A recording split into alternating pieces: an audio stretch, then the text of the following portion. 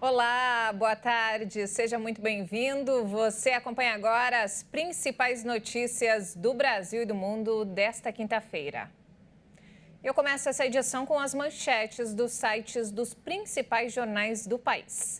Na Folha de São Paulo, o uso de máscara volta a ser obrigatório no transporte público de São Paulo.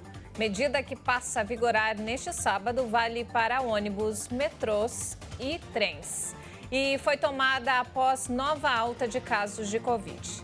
E agora o Estadão, o número de empates sem gols na primeira rodada no Catar é recorde na Copa do Mundo. Com 2 jogos ainda a serem disputados, nesta quinta Mundial de 2022 já tem 4 resultados de 0-0 nos primeiros confrontos. E em 2018 houve apenas um placar do tipo em toda a disputa. E no valor econômico, países pedem ao Brasil na OMC combate ao desmatamento e reforma tributária.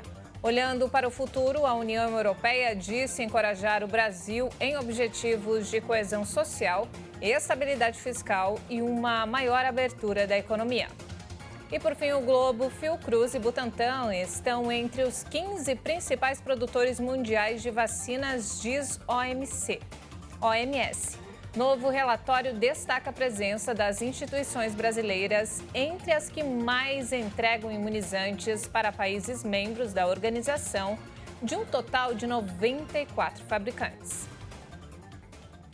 E olha só, a conta de luz vai ficar mais cara. Isso porque a Agência Nacional de Energia Elétrica prevê um aumento na tarifa de energia para o ano que vem. E o impacto pode variar conforme cada distribuidora.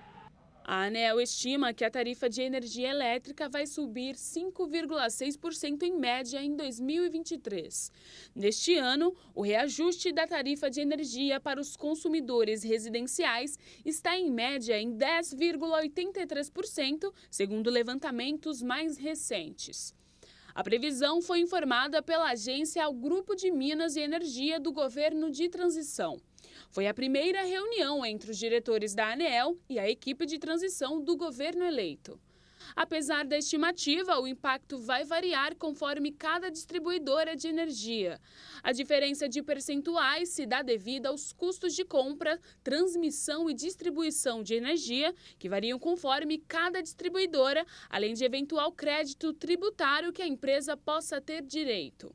Os créditos tributários estão sendo revertidos em favor do consumidor, atenuando os reajustes. A agência ainda destacou que os percentuais de reajustes são previsões que podem mudar até a homologação dos novos índices tarifários. Os aumentos nas tarifas de energia são feitos individualmente para cada distribuidora. Normalmente acontecem na data de aniversário do contrato de concessão. Falando sobre saúde, olha só, segunda maior economia do mundo, a China enfrenta uma nova onda de Covid na última quarta-feira. O Escritório Nacional de Saúde registrou mais de 30 mil novos casos em apenas um dia. De acordo com dados oficiais, o país asiático registrou um total de 31.444 novos casos na última quarta-feira, dos quais mais de 27 mil eram assintomáticos. O recorde anterior tinha sido registrado em abril deste ano, quando os diagnósticos passaram de 29 mil infecções em um único dia.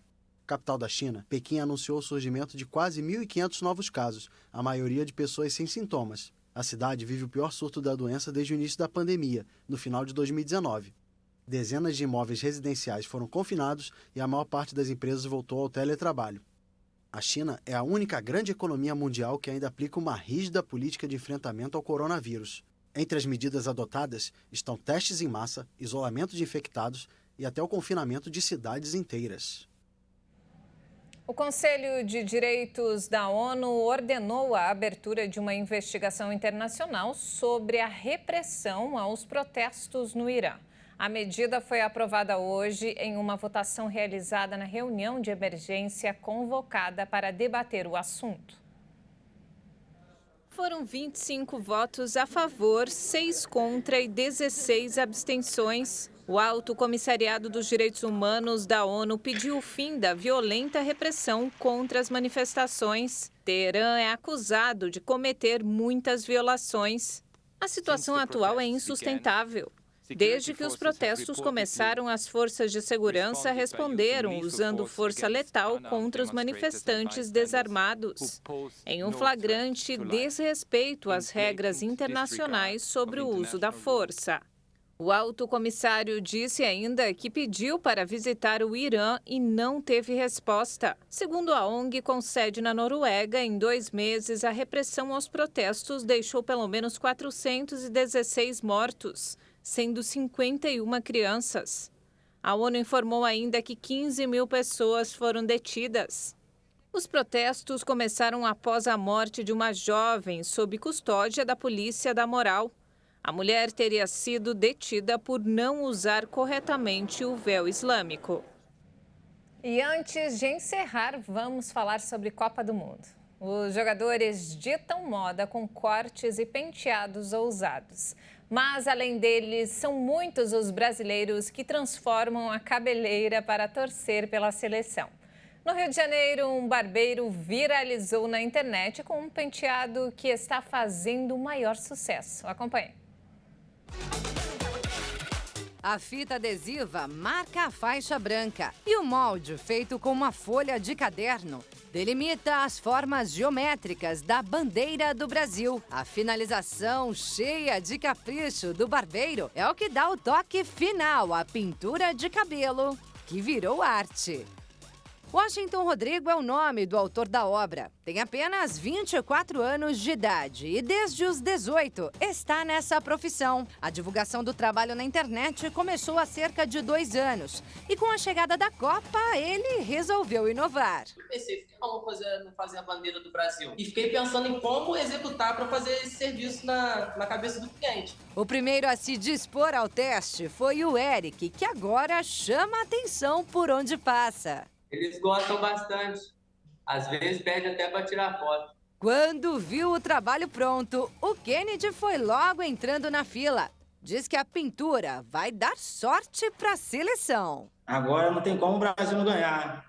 E é claro que o Washington também vai ganhar muito com tudo isso. O barbeiro nem imaginava que aquele vídeo que postou apenas para atrair mais clientes em tempos de Mundial ganharia tanta notoriedade na internet. Até o fechamento dessa reportagem, os números acumulados nas 2 redes sociais do jovem já impressionavam. Nós somos em 11 milhões de visualizações no Instagram e TikTok. E no meio de tanta gente, uma visualização ganhou destaque. Porque, segundo Washington, ninguém mais, ninguém menos que o jogador Richarlison também teria assistido ao vídeo. Falei, zerei a vida agora.